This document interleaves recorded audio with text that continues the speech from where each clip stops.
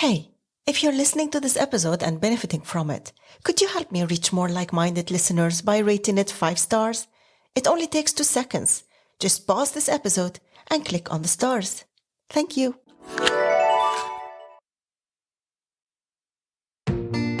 Welcome to the Life Affairs podcast.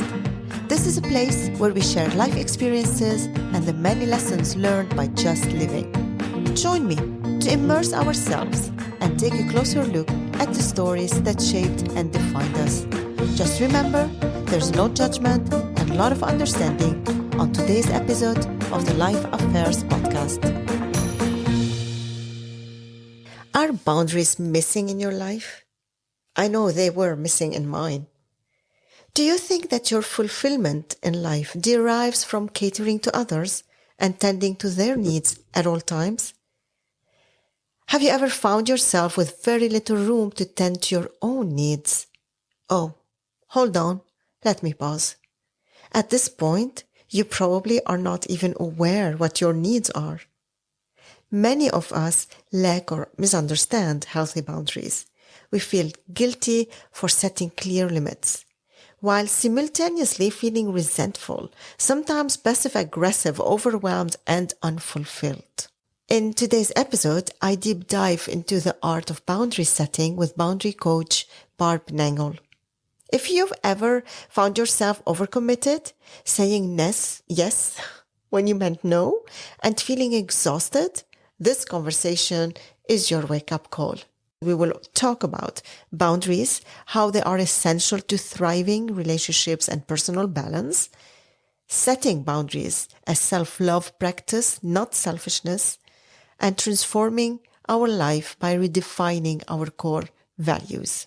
Barb shares her incredible journey of transforming from a codependent gossip queen to someone who understands the power of boundaries and self-worth and believe in continuous self-improvement. It doesn't matter if others want to or will change. What matters is that she changes, because this will lead to a bigger change. She shares many personal stories and insights, along with practical tips and professional advice. I'm kicking off the conversation with a curious question. Why boundaries became such a hot topic in your life? So I have to kind of tell you my story of how I got into 12-step recovery in order to answer that. So is that okay if I go into that right now? I'm all ears.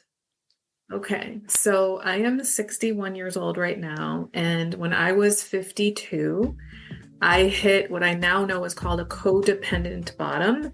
And if you don't know what codependent means, welcome to the club, because I didn't know either.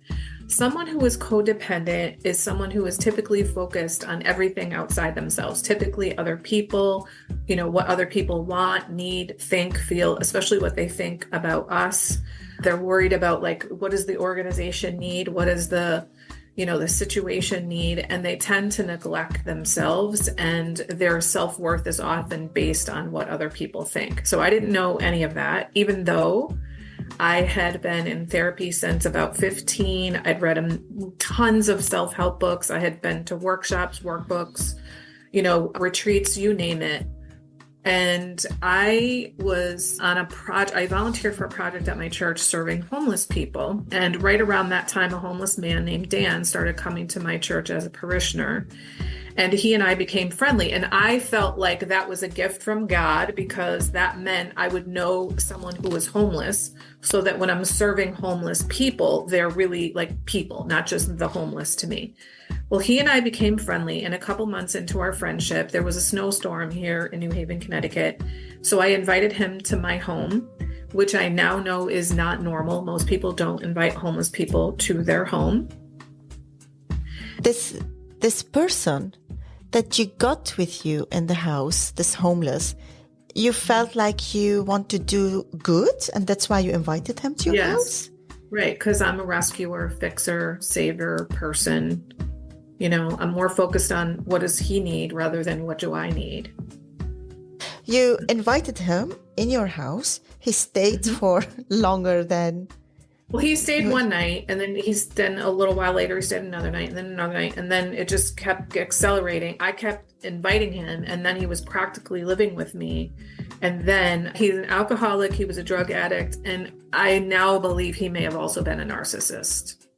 I didn't know that at the time, but now that I know more about narcissism, I'm pretty sure that's what he was.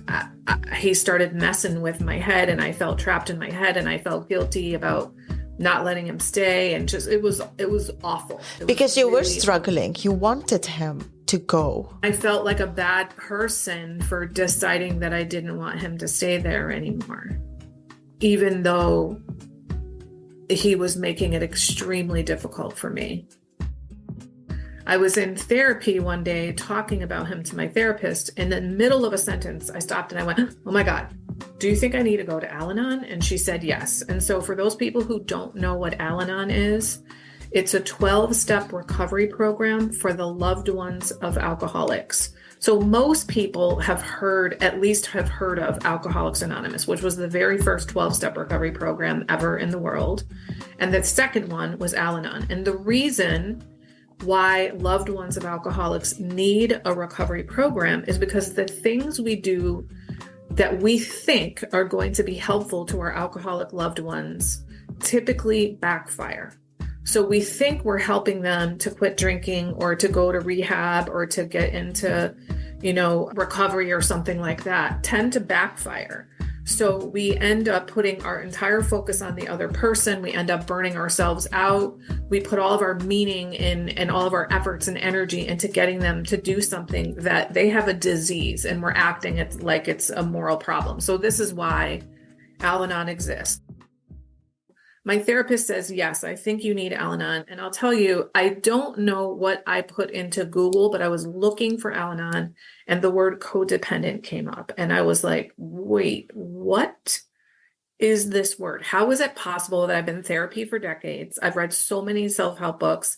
I'm so introspective and all these other things. And I've never heard this word before. It's amazing that it dawned at you at that moment. It's like, even the therapist did not think of it at that moment. In the middle of a sentence. I was literally in the middle of a sentence and I went, oh. So it was like this epiphany that I had in the middle of speaking, like Al-Anon. And it to me, it almost feels like my higher power was like Al-Anon, And you got to find this word codependent. Right. So I go to my therapist and I say, actually, can I swear on I normally swear. We're in the Netherlands. Everything's allowed. Okay. So I said to my therapist, what the fuck else don't I know about myself? Like, I have been trying my entire life. Like, how do I not know this thing, codependence? And what I said to her was, I don't feel like I got hit in the head with a baseball with the news that I am a codependent. I feel like I got hit in the head with a planet. That is how shocking this is to me. And she said to me, Barb, I think for you, codependence is a unifying concept. It pulls together a whole bunch of things you actually do know about yourself. You just didn't know they were related. And initially, I thought she was just being nice to me. But as time went on and I learned more about codependence, I realized that it was true. So I started going to Codependents Anonymous, which is another 12-step recovery program, and immediately felt a sense of relief. And I think it was because knowing this is a thing, that other people are recovering from it, there's a program for it and all that.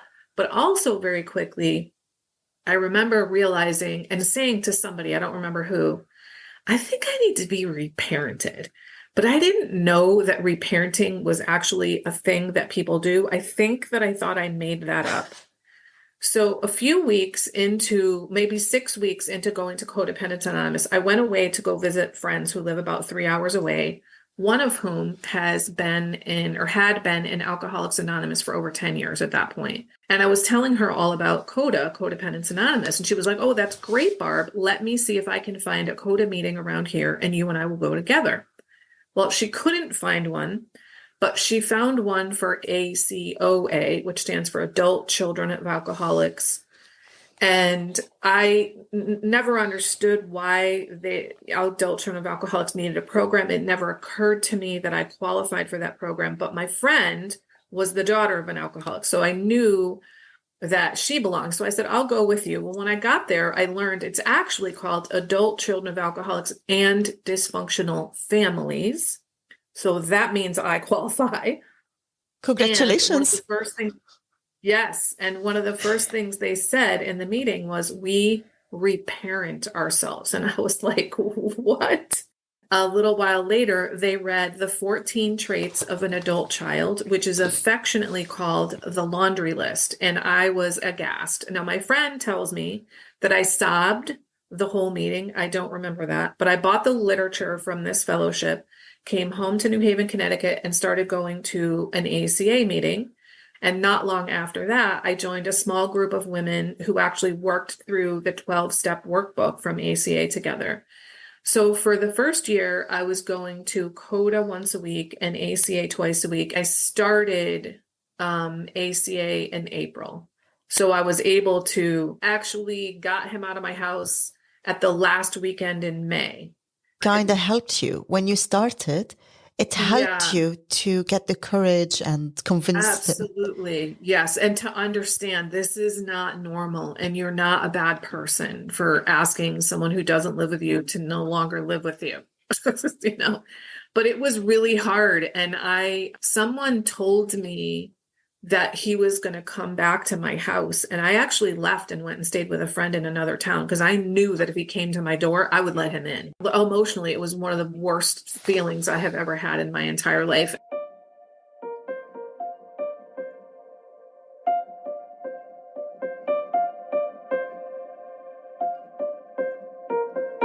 Prior to that, I had been in a spiritual group through my church with a man who had been in Alcoholics Anonymous. And he used to say all the time, it's none of your business what other people think of you. And every time I would think of that rule, I couldn't wrap my mind around, like, what do you mean it's none of my business what other people think of me? And I never heard the second half. What is your business is what you think of you. And it just, like, I didn't really know what it meant when I heard this man say that in the workshop. At first, it took a while to sink in, but that turns out to be the key for me, because as a codependent, I was super focused on what other people thought of me, and I never gave any consideration to what I thought of me. And one of the most amazing gifts of my 12-step recovery was that I learned how to build healthy boundaries. And because my core wound is codependence, boundaries is essentially the antidote to codependence.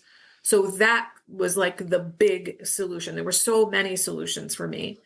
But when people asked me after a few years, how did you go from 52 years of no boundaries to having really healthy boundaries? And I thought about it and I realized, because I came to care more what I think of me than what other people think of me. And this doesn't mean I don't care at all what people think of me. Of course I do. What it means is that I used to be willing to throw my integrity out the window and lie to people and say, oh, yes, that's fine with me, when it's not. Or I would say yes if somebody asked me to volunteer for something, and then I would be resentful of them and probably complain about them behind their back. Right? So that's not being in integrity. I'm no longer willing to do that. Now I care way more about being an honest woman of integrity than what you think of me. So I want you to approve of me, but I don't need you to approve of me the way that I needed people to. Now, I also didn't know that.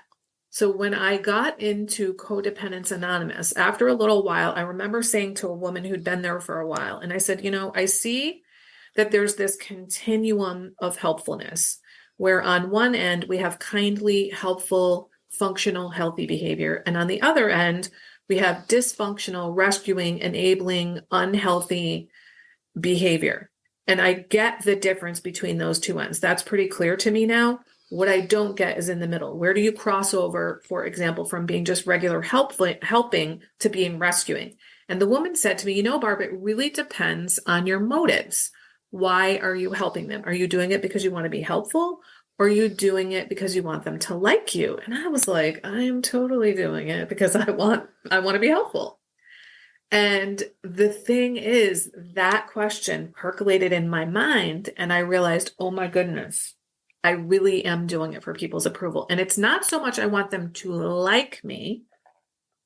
It's that I want them to not think I'm a bad person. And I thought being a bad person is someone who says no or someone who is unhelpful.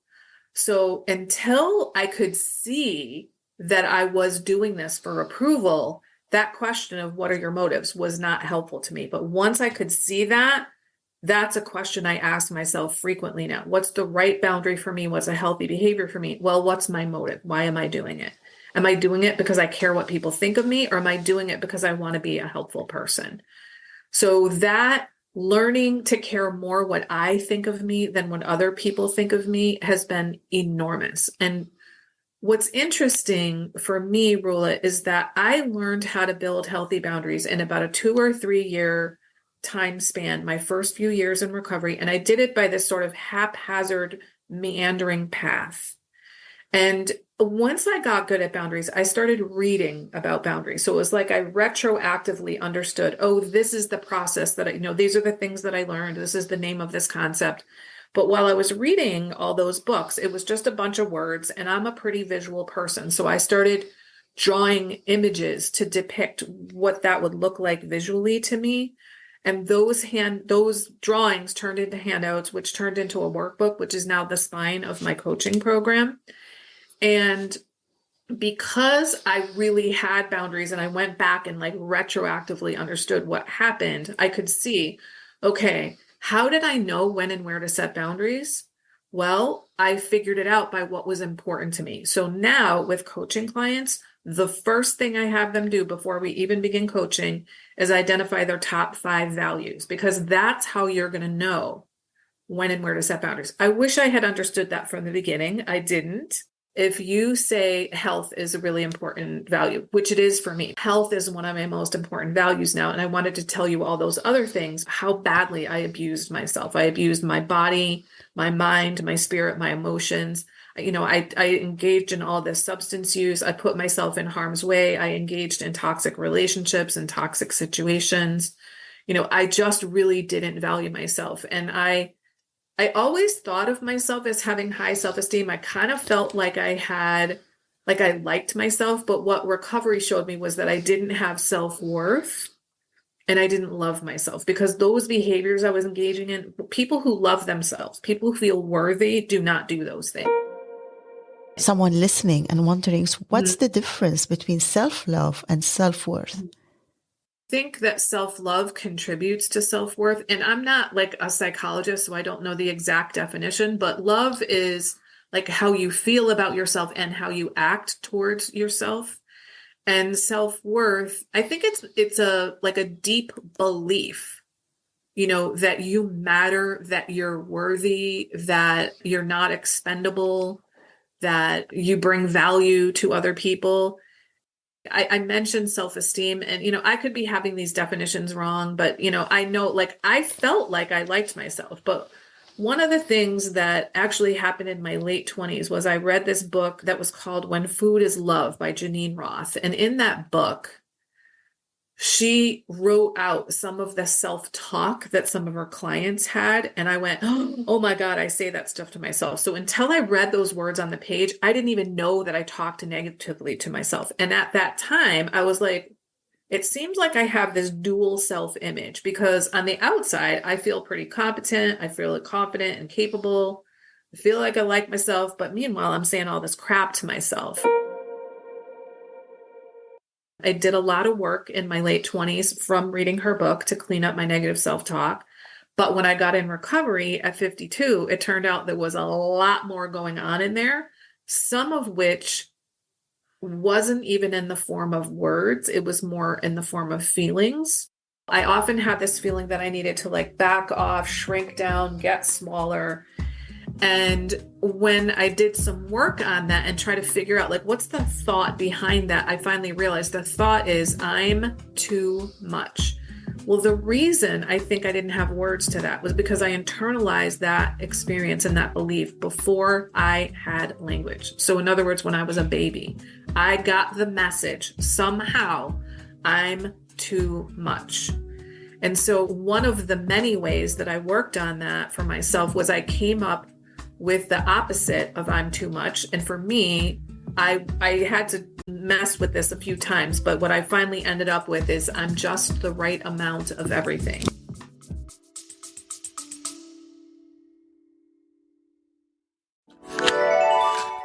Hey, if you're listening to this episode and benefiting from it, could you help me reach more like-minded listeners by rating it 5 stars? It only takes 2 seconds. Just pause this episode and click on the stars. Thank you.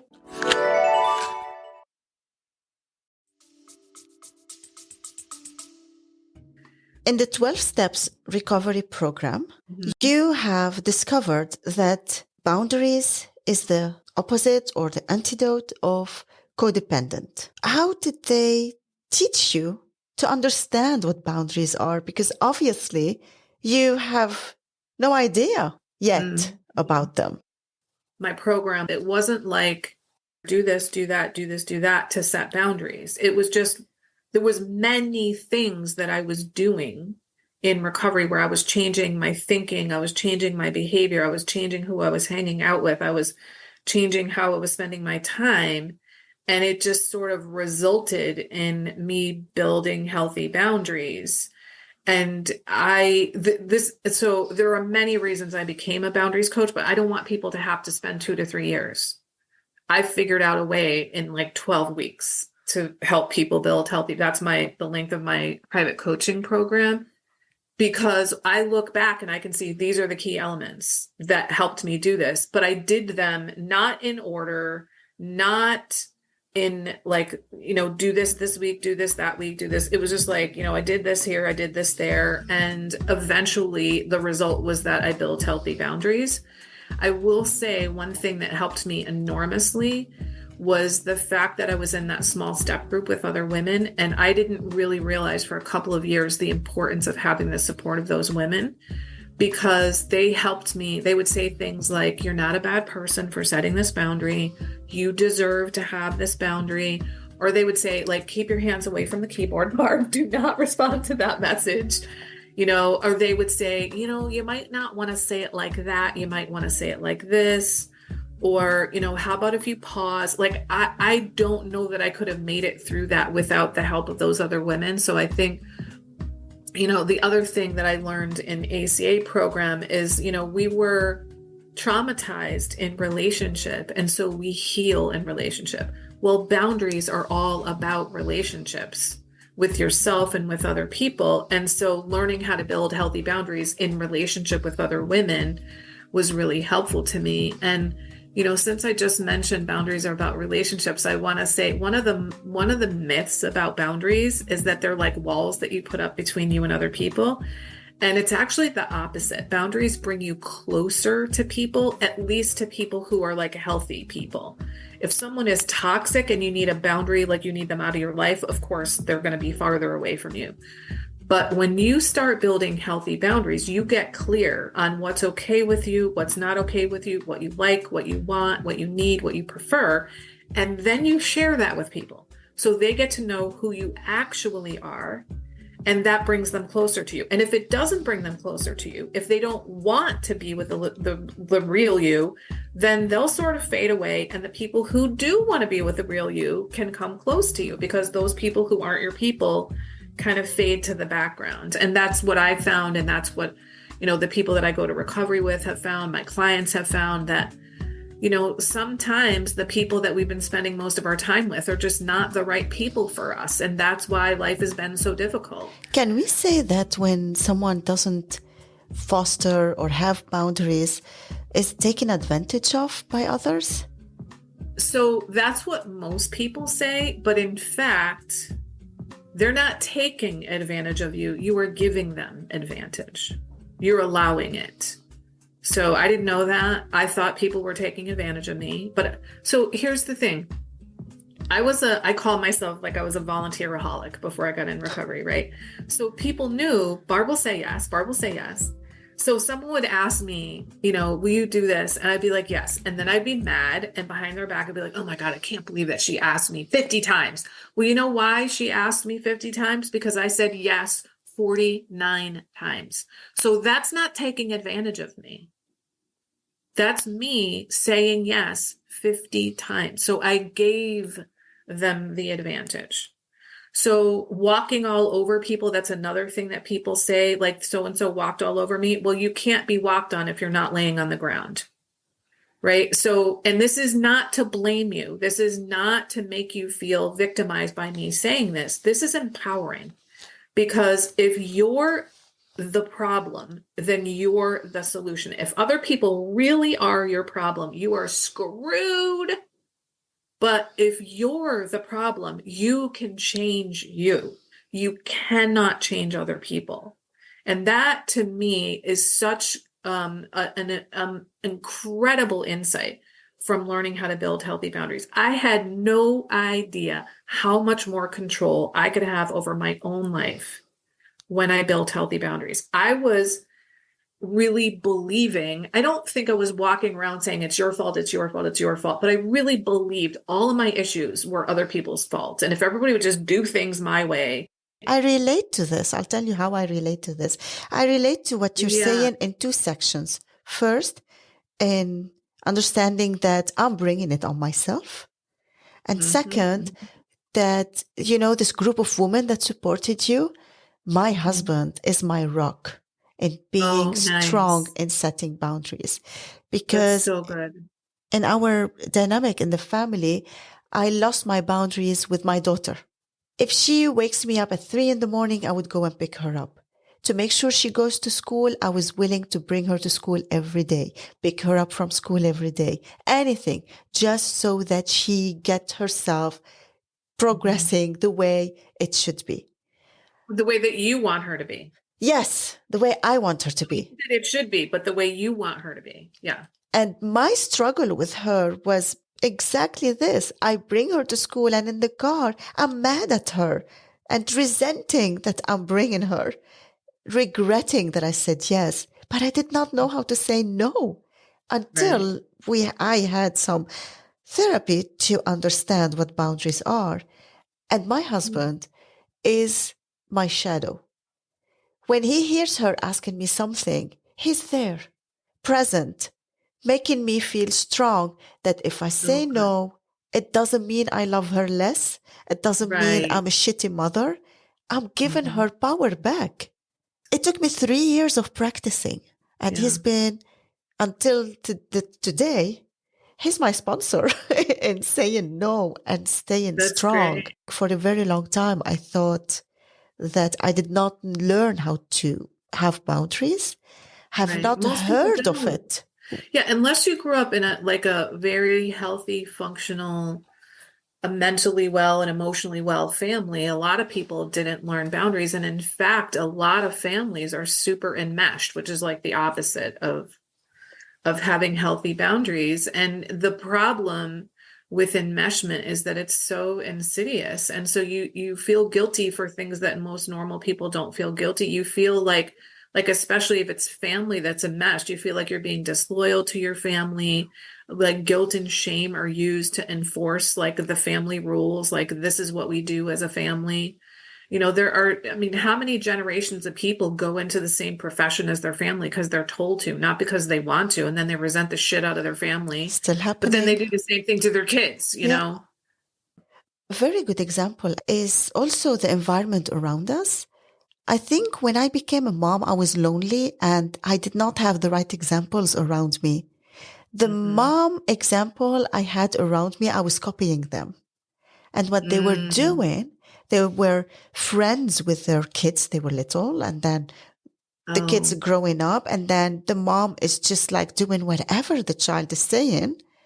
And it's exactly the opposite of how I grew up. So I was mirroring their behavior in my motherhood. The environment have a big impact on molding the way we do until something big happens and we wake up like, shit. Where was my brain all this time? But specifically for boundaries, most of families are dysfunctional. And I don't mean dysfunctional in a bad way. Like my parents grew up they were young in the war. We lived in a war. There was a World War II in Europe. So our parents did not come Mhm. from solid, strong upbringing. They came from a Right. stressful upbringing. And most of human history is a history of struggle and war and famine and all that kind of stuff. And it's really only been in the last 100 or so years that we've understood, psychological and development and what humans need and what makes people thrive. And it's really been only in the last 20 years or so that trauma has really come to the forefront of understanding. Like, it's not just what happens to you, it's how you internalize it, and that it really affects every area of your life, physically, psychologically, emotionally, spiritually, mentally. And, when you have a history of people that have been bombing and killing each other, everybody's traumatized to some degree. And of course, there are some families who have come out well, but so many of us are traumatized. And the ACA program I'm in, we talk about intergenerational family dysfunction, and it's not about blaming anybody. Like, my parents, like, I understood intellectually my parents did the best that they could, but I really deeply understood emotionally after several years of being in recovery. My parents did the best they could, and for me it was mostly my dad. I blamed my dad for everything. Well, my dad grew up in a pretty fucked up family and got some pretty bad messages. So how could he possibly have done any better? It wasn't okay what he did. I'm not saying what he did was okay. It wasn't good enough. And he couldn't possibly do any better. It was not possible with the family that he grew up with. So it's not about blaming my parents. It's about naming what happened to me. I wasn't allowed to be the person that I wanted to be. I wasn't allowed to feel the feelings that I had. For me, Rula, the worst effect of growing up in a dysfunctional family by far is questioning my own perception. Like, is this real? Did this really happen? Like, wait a minute, is that, like, I just didn't get it. And it's really hard to have a high quality life when you question your own perception, because my parents gaslighted me. So the only example that I actually remember is, so I mentioned to you before that I smoked secretly for 20 years. Well, guess what? My mom smoked secretly. So I found one day when I was like 10, I went into my mother's purse looking for gum, and there was a pack of cigarettes in there. And I went, oh my God, because I remembered a time years ago when I was little tiny that I found a pack of cigarettes. And I said to my mom, Mom, why do you have Linda's cigarettes, our family friend? Because when you're little, you're like, these are Linda's, because that's what they look like. And my mom said to me, oh, she asked me to hold on to them for her. Well, this day when I'm 10 and I see this pack of cigarettes, I'm like, oh my God, those weren't Linda's. This is my mom's. My mom smokes secretly. I was like, oh my God. So my mom has been lying to me for years. So then sometime after that, my mom, she used to smoke in her bathroom, in her bedroom, open the window and do whatever. So one day after she did that, my brother goes into her room and says, it smells like smoke in here. And my mom says, no, it doesn't. That's the bathroom spray. That's gaslighting. No, we all know that that's a lie, except this is my mom. She's my authority figure. She is the woman who cares for me, who I trust. So it's like, maybe it's the bathroom spray. And then it's like, I have to reconcile. Do I trust my senses? Do I trust what I know to be true with my body? Or do I trust my mom? And if that doesn't mess you up, I don't know what does. Now, that's what I remember. Can you imagine how many things I don't remember? Where things like that happen. Also, my father, the way that I've talked about him for the longest time is my father was a womanizer. I don't really know what that means. I don't know if he had girlfriends. I don't know if he had flings. I don't know if he had relationships, but I know, and I knew from a very young age, my father cheats on my mother. Now, we never discussed it in my family, but I just knew. And I never discussed it with anybody in my family until I was 31. I was in therapy. And my therapist said, have you ever discussed this with your brother? Because I have a brother who is a year and a half older than me. And then I have another brother that's 8 years younger than me. And so I went to my brother and I said, did you always know that dad was cheating on mom? And he was like, absolutely. So here we all know something's going on, but we're not talking about it. And then when my parents, they got separated for a year, my second year in high school, then they got back together. And at the end of my last year in high school, they ended up separating again. And what my mother said that second time was, your father made promises he couldn't keep. And I knew what she meant was he promised he wouldn't cheat and he couldn't do it. I didn't have to have that conversation with her, but I knew what she meant. We didn't discuss it. And the only time that I ever brought it up to my mom was many years later. My older brother was married and his wife actually got pregnant by another man while she was married to my brother. And there was a whole big, huge thing in my family. And my father was saying things about my brother's wife. And of course, I didn't talk directly to my father because that's not what you did. I went to my mother, who had been divorced from him for many years. And I said, you need to tell dad to shut the fuck up about cheating, because if that's not the pot calling the kettle black, I don't know what is. So that's the only time I brought up to my mom. And I said, while we're talking about this, Mom, did dad have an affair with this woman? I'm not going to name her name because she has a very unique name. When I was 10, this woman was my babysitter. And then a few years later, when she was in high school, she worked in my father's pharmacy. And when I was a kid, when I was in like 8th grade, I remember feeling like there's some vibe between my father and her. I didn't know what it was. Years later, I knew that it was sexual energy, because at 13, I didn't know what sexual energy was. But later I'm like, oh my God, he was fucking her. That's what was going on. So I said to my mom, when I said, you need to tell him to shut up, I said, was dad having an affair with this woman? She said, yes. So something I had known since I was 10 years old, I finally verified that it was the truth. And it's all these informations that you are sure of, but you cannot talk about, that they are hiding, you're living a lie. This all formed also your personality. It's like, of course, you were not only brainwashed, but you live kind of mind fuck situation every day. Yes. I mean, I think what many, many, many things became clear to me in recovery, one of which was I was confused my entire childhood.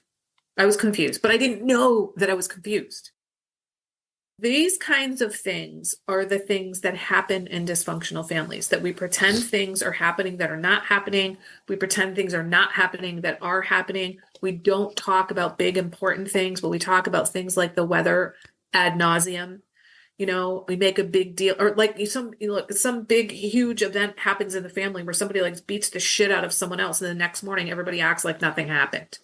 Like that is crazy making.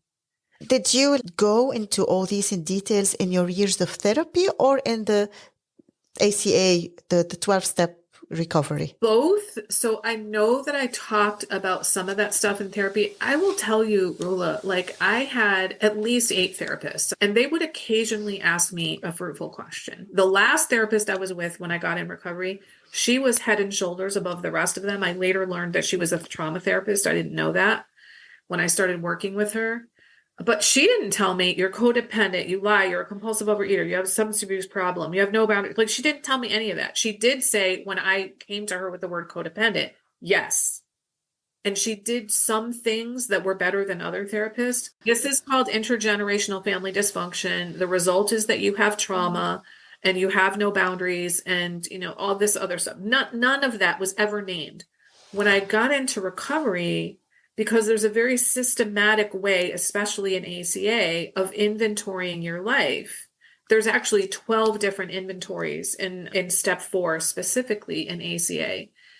And so you're looking at like, where were you shamed? Where were you in denial? Where was your family in denial? Where have you been resentful? What, you know, like all these different things. And so you start recalling all these incidents.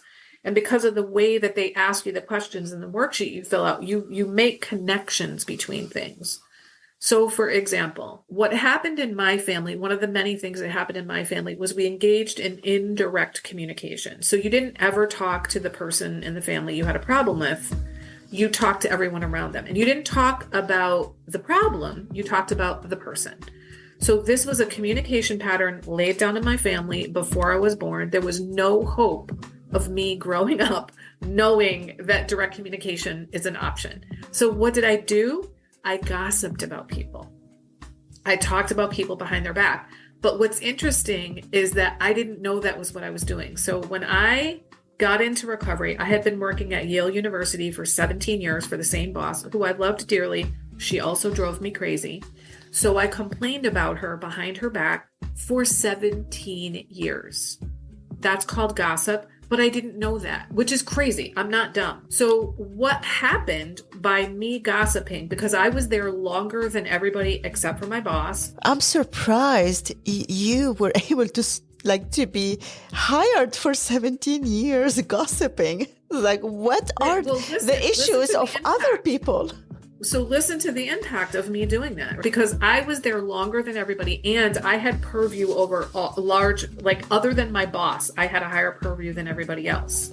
So whether it was our evaluation team or our program team, I created a culture of expectation that we talk about problems, we don't solve them.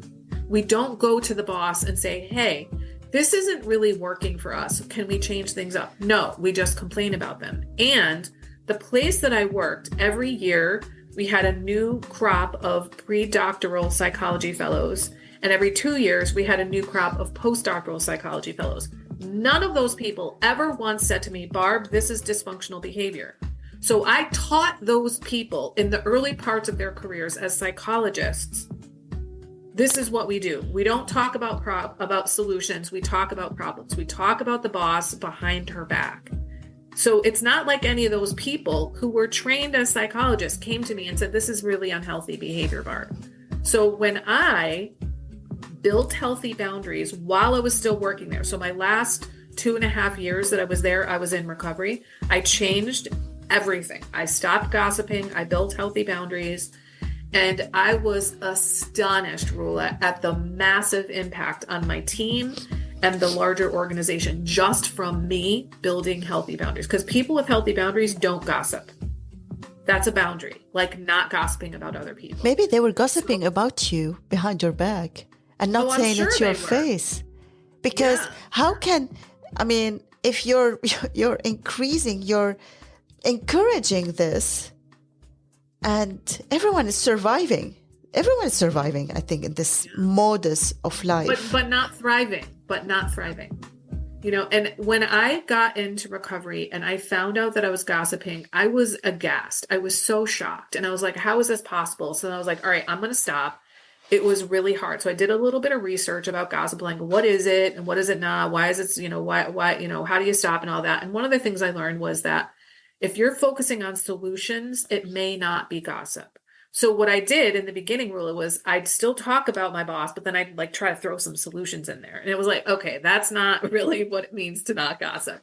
So I started talking to other people in recovery because I realized it feels really good to gossip. Like it was so hard to stop. So I started asking people in recovery, I'm like, why is it so hard to stop? And one person said, well, you get to make yourself feel better than other people. And I was like, yeah, I think you're right. And then another person said, you get to continue blaming other people for your problems. And I was like, oh my God, that's it right there. Like I get to blame my boss for being the problem. And then I don't have to do anything. I don't have to change anything. But as soon as I realized that, oh my God, I'm the problem. It's not that she didn't do anything. She did things, but I magnified those things massively by talking about it. So when I stopped gossiping about her, my resentment against her went way, way, way, way, way down. Because I wasn't like, if there's a problem and it happens one time, which is when problems happen one time, then you experience it once. But when you talk about it again and again and again and again, you experience it again and again and again and again. So of course my resentment's going to go up. But when I stop talking about it, then my resentment's going to go down. And when I see, well, what could I do differently? Because she's not changing.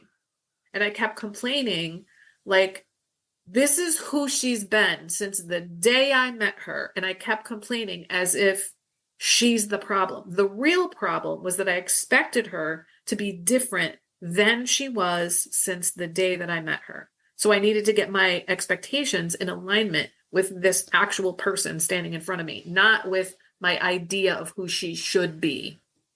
When your clients come to you, are they so self-aware of their behavior like you are?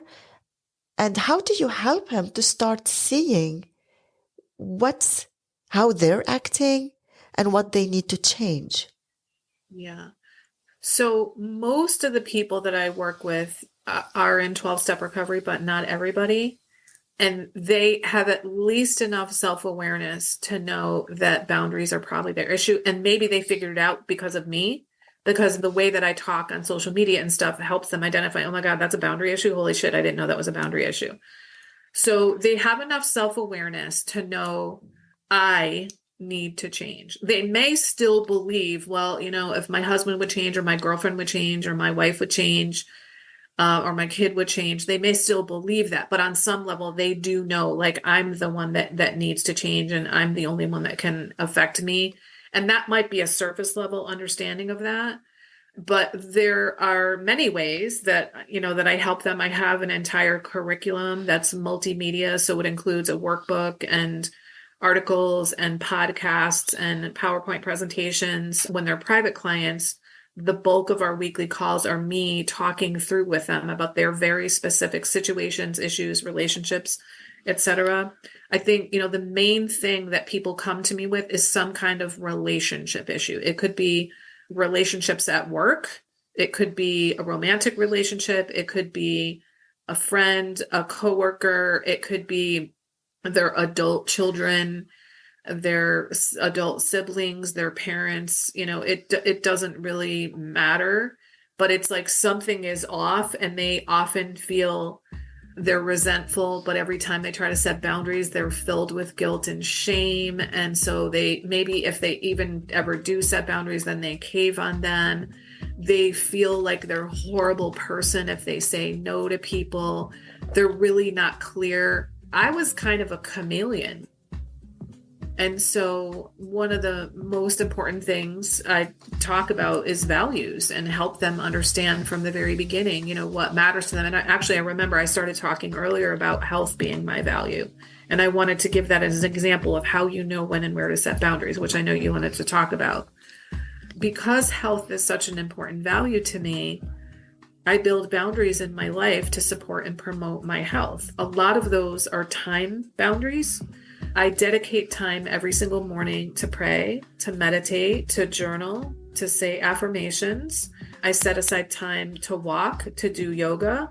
I set aside time to plan for my food. I go to a lifestyle and family medicine doctor. So I pay for that because she doesn't just fix disease, which is essentially what the healthcare system does in the United States. She promotes health.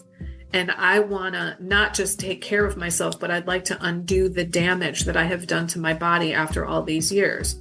Having money in your budget for health, that's a boundary. Budget is a boundary. Having time set aside for promoting and supporting your health, that's a boundary. The way that you set up your time are boundaries.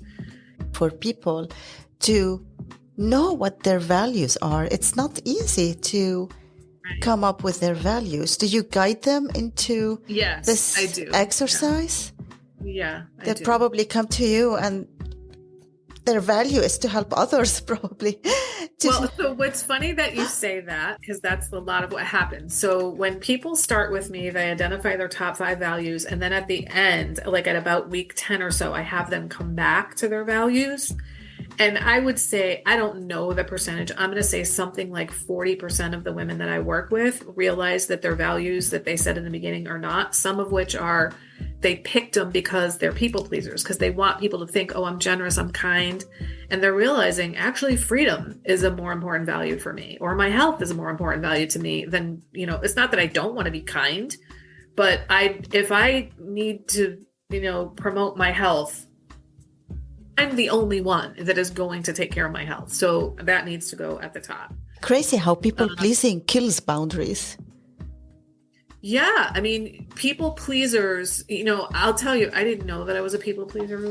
When I heard the term, I was like, oh, that's my friend Joanne. I was like, oh, she's absolutely, but I didn't know that I was.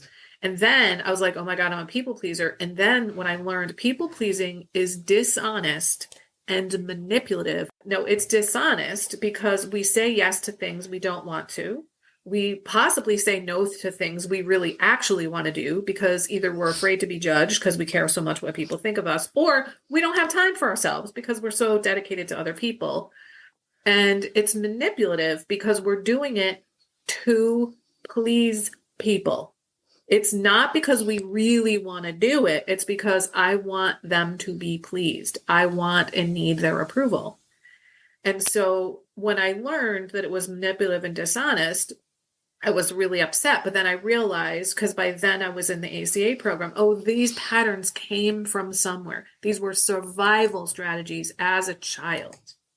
So I didn't know how to do anything other than manipulate. I didn't know how to do anything other than say yes when I really wanted to say no, because I felt like, it was too dangerous, like emotionally dangerous. When Yeah. did it all start that you felt, okay, I'm going now to share all this and help others wake up, So actually? my podcast started in March of 2019. So I just had my 5-year anniversary. I have 260 something episodes out there. I actually share lots of family secrets on my podcast and lots of other like nuggets of wisdom like this. I was thinking that I started Instagram in the fall of 2018, but I didn't start that until after the podcast. So it must have been in the fall of 2019. So listen, if you want free boundaries stuff, go to my Instagram at Higher Power Coaching and just scroll back because there's just tons and tons and tons of free stuff on boundaries there. What we do in recovery is we share our stories with other people. A man in that meeting I went to, he said, I'm down 185 pounds for 30 years. That's him telling his story. And the reason we tell our story is because other people identify he's like me. I said, I'm going to listen to this man because he's got something that I don't know about and I want to know about it. We share our story with other people as a way to attract them to the program. And because it's my story, it's my actual story. Like this, who else's story am I going to tell? Right. And so in recovery, we share our experience, strength, and hope. What it was like, what happened to me, and what it's like now is what experience, strength, and hope means. And so the idea is I want to tell you what my life was like before so you can see I've been like you, newcomer.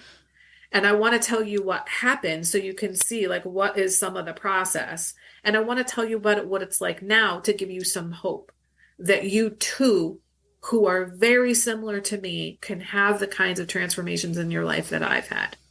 And because that's just part of what happens in 12-step recovery, it was easy to go on the podcast and do that. And then it's easy to me to be in, on Instagram and do that. I just do it in teeny tiny little chunks on Instagram, whereas my podcast episodes are relatively short podcasts. It's usually 10 to 20 minutes, though I've had more 30-minute episodes lately. The topics are relatable, of course, because you speak the mind when we are afraid to say the words out loud. It takes very long for someone to say, I'm a people pleaser. Who wants to admit it? I can't admit that I'm a people pleaser because I'm doing it because it makes me happy. Well, some people think it's noble. Noble, that's the word I'm looking for. Yeah. This brings me to the part where how do others should act towards this person that think they're doing something noble, but actually they're so annoyed by this person because say for once no, or just don't do it. The outsiders see these things. Yeah. What occurs to me to say is like one of the things that I did when I had really poor boundaries was that I gave a lot of unsolicited advice to people. The way that I think about it now is like, it's fine to be helpful and give advice to people, but only if you get their consent first, or better yet, wait until they ask you. If someone is foisting their unsolicited advice on you, you can set a boundary with them. If you have people in your life that don't have healthy boundaries and you let them keep doing it, then you don't have healthy boundaries either. Because you get to set boundaries with people and say, I actually wasn't looking for advice, or I really just wanted to vent. So I'll ask you if I want your advice in the future. Or it's really making me uncomfortable when you keep giving me solutions that I'm not asking for. Those are ways of setting boundaries with someone. And, one myth that a lot of people tend to buy into about boundaries is that you have to be a jerk about it. And I think the reason that people think you have to be a jerk is that they wait until they've been pushed like way past their limits and then they explode and it works. They think, oh, that's how boundary setting works. You can be polite, and I actually advocate being polite. However, if somebody is toxic, if they're inebriated, if they're mentally ill, if someone's safety is at stake, screw politeness, be rude. Like if somebody just won't take no for an answer, or if they're harassing you, or they're drunk or something, then be rude. But most of the time, with most people, there's no reason to be rude. And if you set the boundary quickly, as soon as you know this isn't working for me, if you say something, it's so much easier to be polite because you haven't had that buildup of emotion. And it's also a relief to you because you said it and it's over with. What that brings me to is the number one question I get from people about boundaries is, how do I deal with the guilt and shame? Because people feel guilty and shameful when they go to set boundaries, especially if they've never done it. And I know that was me too. And it's kind of a long-term answer, and it has to do with this values thing that I was talking about. When you start setting boundaries in alignment with your values, you are so much less likely to feel guilty and shameful because this is important to me. It's not going to happen just like that the guilt and the shame is going to go away. But the way that I think of it is almost like the guilt and shame sort of like rolls off of you after a while because you become whole. You have integrity. Another word for integrity is wholeness. And when you're whole, then those things roll off of you and you care more what you think of you than what other people think of you. You're much less likely to have guilt and shame. And then the second most frequent question I get is, how do I deal with people's pushback behavior? So what I thought when I started setting boundaries is I could just go to somebody and say, hey, this doesn't work for me. And they'd be like, oh, okay. No, that's not necessarily how it works. Some people, it might work that way. So what I have to do is change my behavior. So I'm going to give you the exact example. So my older brother is a very loud person who is steeped in politics. And when I got in recovery, I stopped paying attention to news and politics. It's not good for my mental health. And even though he and I agree politically, I don't want to hear it. So I thought I could just go to him and be like, hey, I don't really want to talk about politics anymore. And he'd be like, okay, no, he's incapable of not talking about politics. So I thought I could just say, hey, just as a reminder, I don't want to talk about politics. He just couldn't do it. So what I realized, if I don't want to talk about politics, then I am the one who has to do something. So what that meant was I have to spend much less time with my brother, and much less frequently I will spend time with my brother. I can't turn him into someone who doesn't talk politics. You can't turn someone who is dysfunctional into being dysfunctional. You can't turn an alcoholic into not being an alcoholic. What you can do is change your behavior in regard to them. And so I love the metaphor that Harriet Lerner uses in the book, The Dance of Anger. She says, when you change your steps of the dance, the other person must change their steps or exit the dance. So if you change the dynamics of your relationship with someone, the dynamics of the relationship will change. So the best way to change other people, which is what most of us want, is to change yourself. I think most people get that it only takes one person to change a relationship, but what we think is that person is our partner. It's not them, it's you. So when you change the way that you're interacting with people, they have to change the way they interact with you or leave the relationship, which could happen. True, after working hard on it. This means that the person who is setting boundaries, making a change to live a better life, more fulfilling, they have also to accept failure and successes. What we're afraid of when we start adapting a new method in our life is that it didn't work today, and we get discouraged or scared to repeat it again because we will be disappointed again. What the takeaway you give others to stay strong and be motivated in continuing this practice? Yeah, a couple things. One, you don't get better at something by not doing it. So the way you're going to get better at boundaries is by setting boundaries. And another is, I love this quote, anything worth doing is worth doing badly at first. The first time that I knew that I was setting a boundary, I don't remember what it was, but I was like this, wham, ooh, that was way too harsh. And if I had known it would be too harsh, well, that's not the boundary I would have set. Now, can you imagine if I was like, oh, I did it, I screwed it up, I didn't do it right, I'm never going to set boundaries again. I wouldn't be here right now, right? I wouldn't have this fantastic life that I have. So, boundary building is by its very nature an experimental process. And so if you're not willing to mess up, then you're not going to get good at it. And then I want to share one other thing. This has been such a game changer for me. And I heard this on a podcast early in recovery, and it's this notion of info, not ammo. When you get feedback about yourself, especially that you don't like, it's information for you to learn, integrate, and grow from. It is not ammunition for you to beat yourself up with. Because when you beat yourself up, you end up battered and bruised, and that is no place from which to learn and grow. So if you really want to grow, then it's info, not ammo. And I know for me, even though I was always a very positive, optimistic person, and I thought I had high self-esteem, when I got in recovery, I realized it was almost like I was scanning the horizon at all times, like looking for places to beat myself up.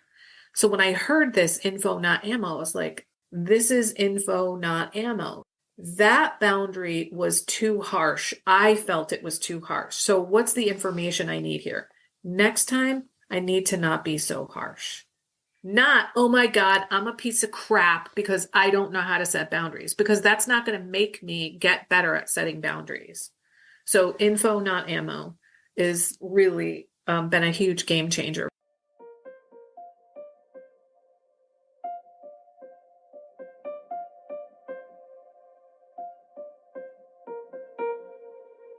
Most of the people listening to the podcast might not be in the 12-step recovery for any kind. How Mhm. can they find the right person to be their rock? Like my husband is my rock. You have your group Mhm. of women who are your rocks. What do you advise them? And do you tell them go and look for that person, or it should happen naturally? Yeah, well, if you're talking about in 12-step recovery, most 12-step recovery programs have a model where you get a sponsor. So, like in my OA program in Alcoholics Anonymous, it's standard that when you get into the program, you find a sponsor. And what we say in Overeaters Anonymous is find someone who has what you want and ask how he or she got it. And then perhaps they can be your sponsor. In the ACA program, not everybody has a sponsor because some people have been traumatized by people in authority, and sponsors are not supposed to be authority figures, but we tend to feel of them as that way. So sometimes, like I mentioned, I did the 12 steps in a group, but typically in most 12-step recovery programs, your sponsor is the one that takes you through the steps in whatever fashion that fellowship does it. But I would say, there are something like 250 12-step recovery programs around the world. The most popular and longest standing one is Alcoholics Anonymous. Some other common ones are Narcotics Anonymous, Gamblers Anonymous, Overeaters Anonymous, Food Addicts Anonymous, Debtors Anonymous, Sex and Love Addicts Anonymous, Al-Anon, Adult Children of Alcoholics and Dysfunctional Families, Codependents Anonymous. You I can did Google not any of those. know that all of And they're this worldwide exists. in many languages. And now since the pandemic, you can find meetings all across the world and at 24 hours a day on Zoom.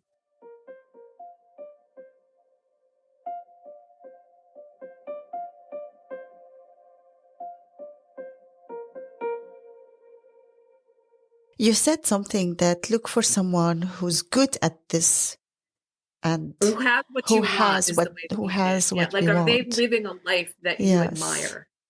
Oh, I'm so lucky to have that in my husband. Yes.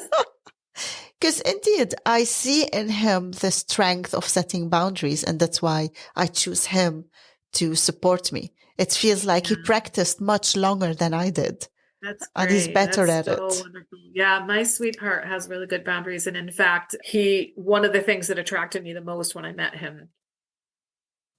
How do you feel when you're in somewhere outside of your house, you're observing people? I observe people, especially after I started the podcast, how they're talking, how they're behaving. So when you see someone behaving like the old you, how can you just sit still? I have compassion. So a really easy example is when I see somebody driving crazy on the highway, I bless them because that was me. I used to drive crazy on the highway. So I don't curse them the way that I used to. I'm like, they need blessings because they're angry and they don't even know, like, they don't have to drive like that. So I don't judge them. I have so much more compassion for everybody because I'm like, oh my God, that's an adult child. I have so much more compassion. I don't ever say so-and-so is a piece of shit. I used to say things like that. They're not a piece of shit. They're wounded. They're scared. They're abandoned. They're afraid. They're in pain. It's not they're a bad person. It's like not what's wrong with you. What happened to you? That's what trauma tells us. We ask, what happened to you? Not what's wrong with you. What would be the takeaway of this episode to that one listener who is being captivating to all these dysfunctional behaviors that are happening and they are not aware of them? What would be the takeaway? Well, I think you're asking if they've become aware of them based on what I've said. So I would say if you think that your dysfunctional family, your family is dysfunctional and you might qualify for the ACA program, you could go to adultchildren.org. There are meetings all around the world and there's literature in many languages. We reparent ourselves. We get in contact with our inner child, and it's recommended that you do the work in your language that you were speaking when you were a child. So if you spoke multiple languages, that's fine. But if you had one language and you speak another language now, try to do the work in your native language. I mean, I think I have so many things. I have 260 something podcast episodes. I have a lot of stuff there. If there's another fellowship that I mentioned other than ACA that you think you qualify for, you can just Google it and you'll find it. And they're literally all over the world. You can reach out to me on Instagram at Higher Power Coaching and DM me if you have specific questions. I'm happy to answer them. I think like the main message is get help. I know a lot of people find help from therapy. I did it for decades. Didn't really help me that much. There's a lot of shitty therapists out there, but there's some really good ones too. Listen to podcasts. Look for help. Barb's Instagram account is one you can binge because the tips and advice she provides, paired with visual post-it notes, hit the nail on the head every time. Whenever I read them, I think to myself, oh boy, how come I'm not doing this or applying that? I hope this episode has opened your eyes to a topic that can be very confusing. We often want to help others and be there for them, but end up feeling guilty and unreliable when we draw the line and look after ourselves. So go ahead, do what's right for you, and in doing so, you'll help others get better too. You can find Barb's details in the show notes. On the next episode, I will be speaking to Jason Lang on what does it mean to be a man today and the importance of man friends and man group. See you next time. Thank you for listening to today's episode. If you enjoyed it, please share it with your friends and family and ask them to subscribe. Leaving a rating and review on platforms like Apple Podcast can also help boost the podcast's ranking. Your support through word of mouth is greatly appreciated. If you feel I'm encouraging you to tell your story, contact me on rula@thelifeaffairspodcast.com. You will see my email in the show notes. I'll see you next time.